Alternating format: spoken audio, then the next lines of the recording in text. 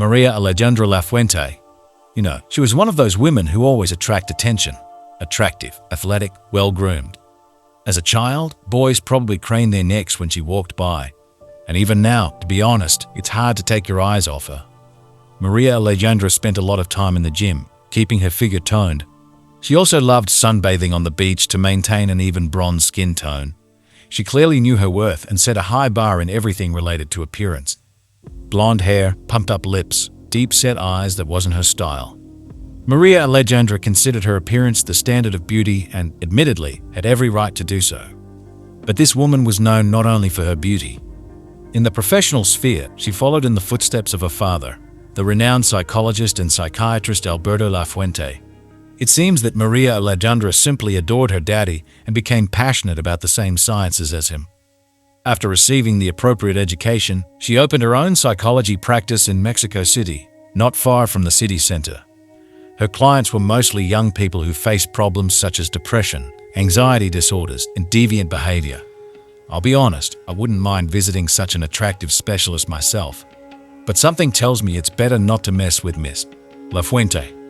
Despite her profession, Maria Alejandra's personal life didn't work out. Her marriage to her husband fell apart, although they had 2 children together. But our heroine, it seems, was not afraid of the status of a single mother. She was not going to put up with the grey reality and threw all her energy into finding new love. And I must say, soon luck smiled upon her. She met the man of her dreams. However, as it turned out later, Maria Alejandra's methods of courtship were, to put it mildly, strange. In 2011, when she was already living with her new chosen one, something incredible happened. The woman committed a horrific crime against her ex-husband, and that's where things got really interesting. At first glance, Maria Alejandra seemed the embodiment of success. Intelligent, beautiful, influential. But as is often the case, appearances are deceiving, and this woman caused a lot of trouble for which she paid with her life.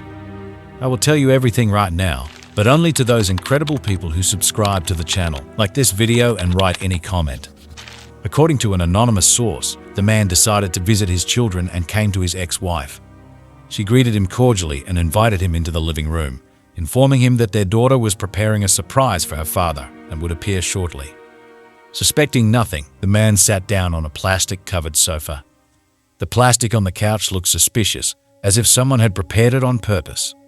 Maria Alejandra blindfolded him, supposedly so that he would not see his daughter's gift in advance.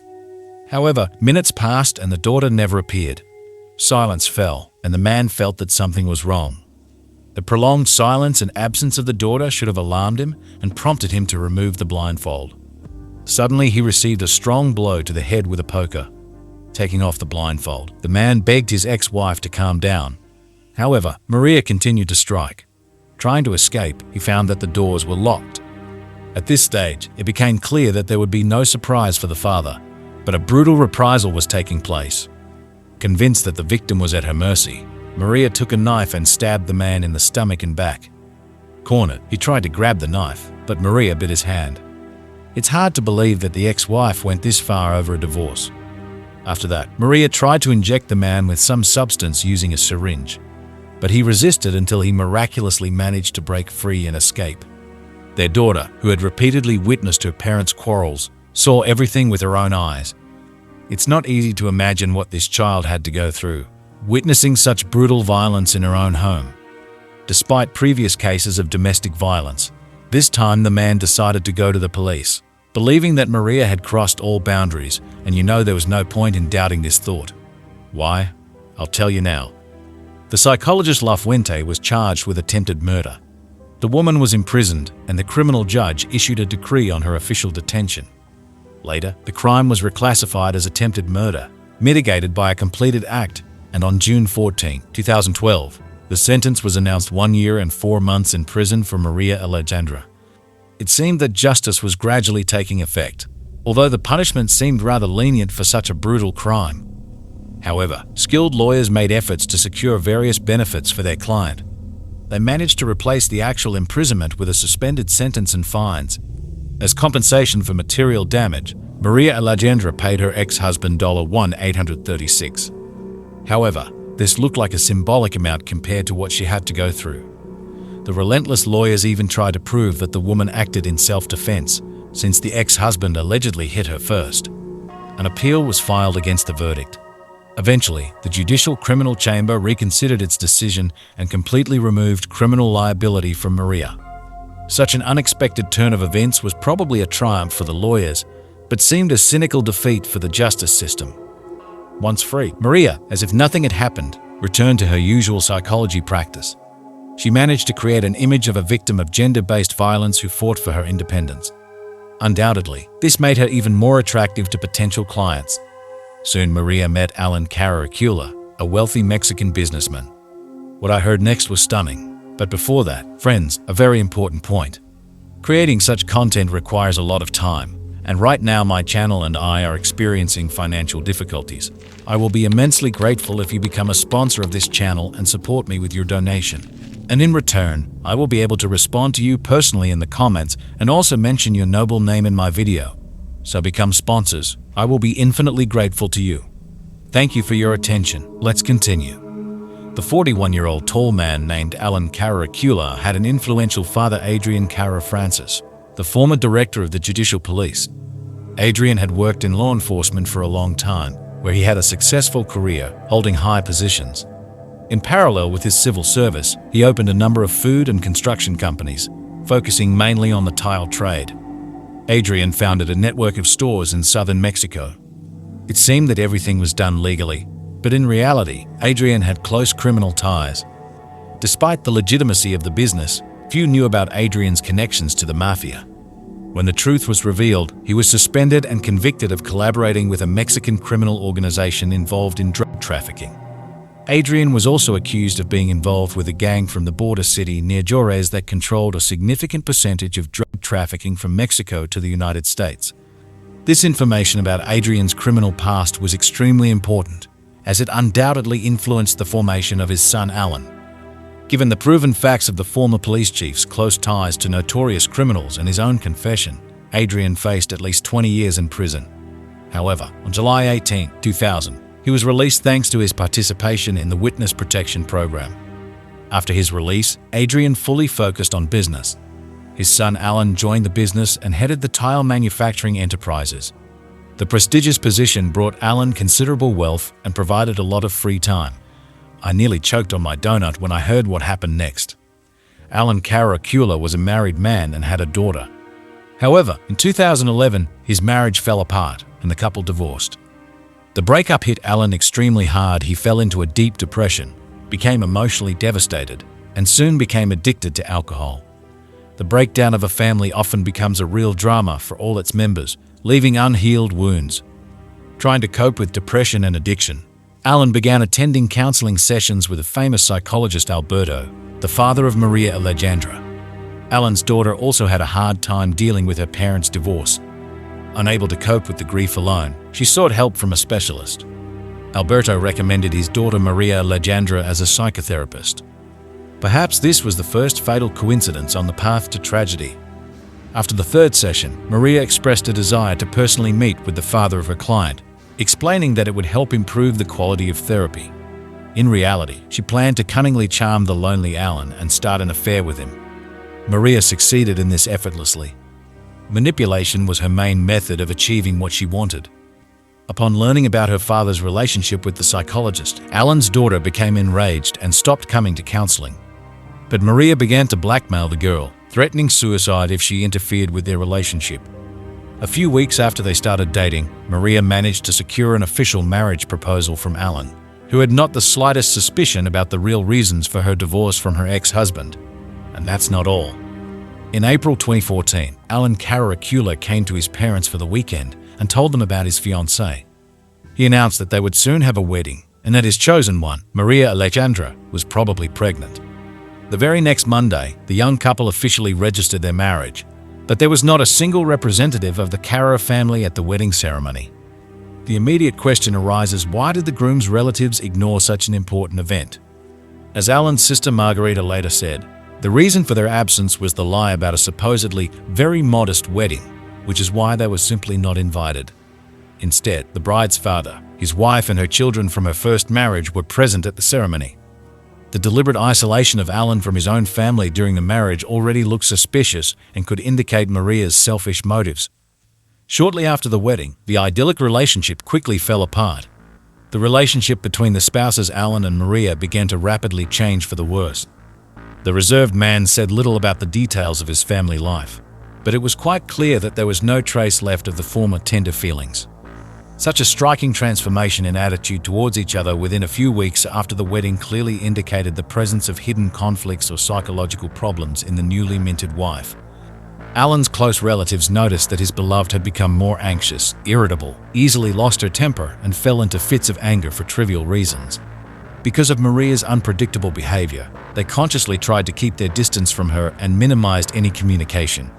According to Maria herself, one time she checked her husband's phone and allegedly found a number of compromising messages that indicated his infidelity. Suspicions of her husband's infidelity only added fuel to the fire of the existing tension between the newlyweds. This tension was now doomed to turn into something terrible. According to Maria Alejandra, the alleged evidence of infidelity was the last straw that broke the camel's back. She could no longer endure the cruel treatment from her husband and refused to put up with his infidelity. Convinced that the ruined marriage could no longer be saved, Maria rejected the idea of seeking help from psychotherapists or considering the legal path of divorce. It seemed that she had a radical idea to solve this problem once and for all. From now on, Maria had only one goal: to get rid of her husband by any means necessary. All her thoughts revolved around the cold-blooded planning of an exact, merciless, and perhaps fatal blow to Alan. Such an uncompromising, violence-prone mood of the woman clearly did not bode well for her victim. Meanwhile, Alan Carr himself had no idea about the real extent of the family conflict and the threat hanging over him. He continued to live a measured, everyday life, adhering to the usual routine, working, communicating with close relatives. Despite their frank dislike for Maria, Alan not only did not avoid contact, but even corresponded with his family daily in the WhatsApp messenger. Although they considered his marriage to Maria a somewhat hasty and reckless step, they still respected Alan's decision and continued to support him. However, the idyll quickly dissipated. Suddenly, the man's communication with relatives was abruptly cut off. October 31, 2014 was the last day Alan personally sent them an SMS. After that, he stopped showing up for work at his parents' house and stopped visiting his daughter from his first marriage. Alan no longer answered phone calls from relatives and did not record voice messages for them. However, from time to time, text messages continued to arrive in the messenger, allegedly from him, although they looked somewhat unusual and alarmed the recipients. Such a sudden, mysterious disappearance of Alan under strange circumstances clearly indicated some misfortune or disaster. Believe me, now it will be really interesting. I have not encountered anything like this anywhere. Maria Alejandra carried out her criminal plan in cold blood and with mathematical precision. She waited patiently for Alan to return home from work and offered him a glass of a drink into which she had previously mixed a powerful psychotropic drug used to treat depression and other mental disorders. This remedy had a pronounced sedative, calming effect, and in case of an overdose, it could cause complete loss of sensitivity and paralyze movements. And that's exactly what happened to Alan. The use of psychotropic substances to neutralize the victim indicates cold-bloodedness and, undoubtedly, a criminogenic state of mind of Maria. When Maria was sure that her husband was completely immobilized, she mercilessly stabbed him in the stomach with a knife and watched him die, showing no emotion. Her next task was to get rid of the corpse as quickly as possible. To do this, she dragged his lifeless body into the bedroom, laid it on the floor, and using an ordinary household electric saw, cut her heavy victim into pieces that could be lifted and hidden in plastic garbage bags. The cold-bloodedness and lack of remorse with which this woman took the life and dismembered the body of her husband is shocking and striking. Maria placed the torso in one large bag and the severed arms and legs without extremities in another bag. To facilitate the transportation of the remains, she packed both bags in a red suitcase. Body parts that could help identify Alan, such as the head, feet, and hands, the killer placed in a separate bag and hid it in the freezer in the kitchen. After such actions, there could be no doubt about her criminal intentions. Maria did everything possible to conceal the murder. Around 12:45 at night, when Maria Alejandra finished the preparations, she called the security of the private residential complex where they lived. She asked the guards to help load the red suitcase into a van. This was recorded in the observation log. the security staff noticed that Maria behaved very nervously and looked around significantly. Her behavior clearly revealed anxiety and worry about the crime she had just committed. After the suitcase was loaded, Maria drove off in her car. She only returned after 4 a.m. and did not leave the house again. All her actions seemed extremely suspicious. It later turned out that Maria had scattered the bags with her husband's remains at 2 different points in the city. Upon returning home, she changed the locks on the doors and informed the guard that she and Alan were going on a trip. For several days, nothing was heard about them. Maria acted extremely deliberately, trying to conceal the crime and deflect suspicion from herself. On November 6, 2014, the Capitol's police found a human torso without limbs on a street corner in one of the city's districts. Later that day, representatives of the Ministry of Public Security reported the discovery of the rest of the human remains, including arms and legs without hands and feet, which lay in black plastic bags. The rather significant distance between the 2 places where the bags were dumped explained why Maria took so long to return that early night. The cold-bloodedness with which she committed these actions is striking. The remains were taken to the Institute of Forensic Expertise, where anthropologists confirmed that they belonged to one person. However, at that time it was not possible to establish the identity of the deceased. To divert the attention of Alan's relatives and prevent them from going to the police, Maria used his phone and began answering messages on his behalf. Maria Alejandra, resorting to insidious manipulations, temporarily concealed the tragic fate of Alan. This gave her the opportunity to gain precious time to develop a plan that would allow her to avoid punishment, as had already happened before when she attacked her first husband. Alan's relatives' brothers, sisters and daughter received messages from him on WhatsApp, where he allegedly regretted getting married and complained about life's troubles. But at the same time, it mentioned a new charming woman he was dating. Other messages contained contradictory information. In some, Alan was supposedly enjoying solitude, while in others he was traveling. Meanwhile, Maria Alejandra's father, Alberto, began calling Alan's parents, asking about the whereabouts of his daughter, who had not been in touch for several days. Later, Alberto called again and said that he had found Maria Alejandra at the National Institute of Psychiatry, where she was being treated for depression caused by Alan's alleged infidelity. He also noted that his daughter was panically afraid of being pursued by the police, which became an additional reason for hospitalization. This convoluted lie lasted for months until December. During the pre-New Year period, when relatives usually gather together, Alan's family and loved ones decided to visit him. But Maria Alejandra was one step ahead, informing them that she and her husband would not be at home as they had decided to take a spontaneous vacation. This alarmed Alan's relatives because Alberto had recently said that his daughter was in a psychiatric hospital. It was then that they went to the police and filed a missing person report for Alan. It took the authorities several days to make the necessary inquiries and analyze the situation.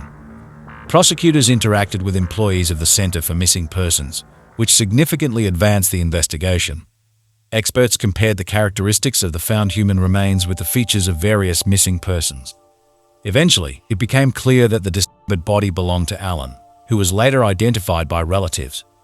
Thanks to the persistent work of investigators and experts, the truth finally came to light. After the decision to inspect the couple's home, the police met Maria Alejandra at the scene. She was taken to the police station, where a search warrant was issued. As soon as all the formalities were settled, law enforcement officers thoroughly examined the house in search of evidence. In the freezer, they found Alan's head, feet, and hands, as well as an electric saw. When examining the rooms, experts used luminol, which helped them find traces of blood in one of the rooms and the bathroom. They noticed a hole cut in the mattress and a missing piece of carpet. Obviously, this was done to hide traces of fluids. It was established that it was on these items that parts of Alan's body were lying. At first, Maria Alejandra testified as a witness, but when the contradictions became too obvious, she was reclassified as a suspect. Soon, the investigation found out that it was she who sent messages from her husband's phone so that his family would believe that he was alive and not report his disappearance. The woman insisted that she knew nothing about Alan, had not seen him for several days, and had not even spoken to him on the phone. Using her position as a psychologist and trying to prove her innocence, she showed a registration card from a psychiatric clinic dated to the days that coincided with the date of Alan's alleged death. The criminal denied any involvement in the murder, but Alan's body spoke for itself. Forensic experts were able to fully reconstruct the chronology of events. Analyses and studies recorded in the autopsy report showed a wound on the torso from a sharp object that penetrated the abdominal cavity. The injury proved fatal. Then the body was disfigured with something sharp with serrated edges. After the relevant study, it became known that Allen died between the last hours of November 5, 2014 and the early morning of the next day. The collected evidence allowed investigators to establish a direct connection between Maria Alejandra and the brutal murder of her husband. They also managed to find out her whereabouts on that fatal day. The building's observation log helped, which recorded the specific time the woman went outside and her return. Added to this was the case with the heavy suitcase that she was helped to load into the car. From the statements of Allen's daughter and his sister, it turned out that the psychologist threatened the girl with suicide if she objected to the relationship with her father. Although the woman tried to pretend that she was undergoing treatment in a clinic for the mentally ill in order to avoid responsibility, experts refuted the presence of mental illness in her. Cornered by irrefutable evidence, Maria Alejandra had to admit to attacking her husband. But she immediately justified herself, saying she was tired of his attitude. On December 10, 2014, Judge Carlos Ortiz Camacho, acting as head of the criminal court, issued a decree on the woman's official arrest on charges of murder with an aggravating circumstance kinship. After being detained, the suspect was taken to the 69th Court of the Women's Social Rehabilitation Center in Mexico City. Later, new information emerged that probably pointed to Maria Alejandra's involvement in other violent crimes with fatal consequences. It was recalled that in 2012, police found a bucket with a human head and hand near the entrance to the Lafuente family's house. The man whom the criminal deprived of life, another who narrowly escaped death at her hands, and another unknown victim, possibly killed by Maria Alejandra in 2012, all this suggested that the crimes were committed with the help of the defendant's father, who most likely was an accomplice in concealing her actions and distracting public attention. In Allen's case, there is a version that Alberto Lafuente was involved not only in the concealment, but also in planning the attack. It is believed that the motive was purely economic because, according to an investigation by local media, for many years the policeman's son contributed to the deprivation of Alberto's property. Thus, a suspicion arose that the father and daughter were dangerous criminals and acted in tandem. However, justice could not fully prove this fact. After 8 years of waiting, on September 5, 2022, the Attorney General's Office of the Capital finally announced the final verdict. For premeditated murder with an aggravating circumstance kinship, Maria Alejandra Lafuente was sentenced to death by hanging. This is an unprecedented punishment in modern Mexican justice. After the decision was made, the convict has no right to review it or to any alternative or mitigating measures instead of imprisonment. She was also obliged to compensate for the damage caused and the funeral expenses. In addition, she lost her political rights. Maria Alejandra was a prudent woman who apparently used her father's influence and protection to commit cold-blooded crimes against men close to her. Having not received proper punishment for the attack on her first husband, she emerged from the situation as an aggrieved lady, which further revealed her ability to manipulate. And just 3 years later, the woman repeated her actions, taking the life of her second husband. With striking composure, she planned the last crime and even pretended to be feeble-minded in order to avoid responsibility again. But this time she went too far. Nothing could save her from the harsh and just verdict of Themis.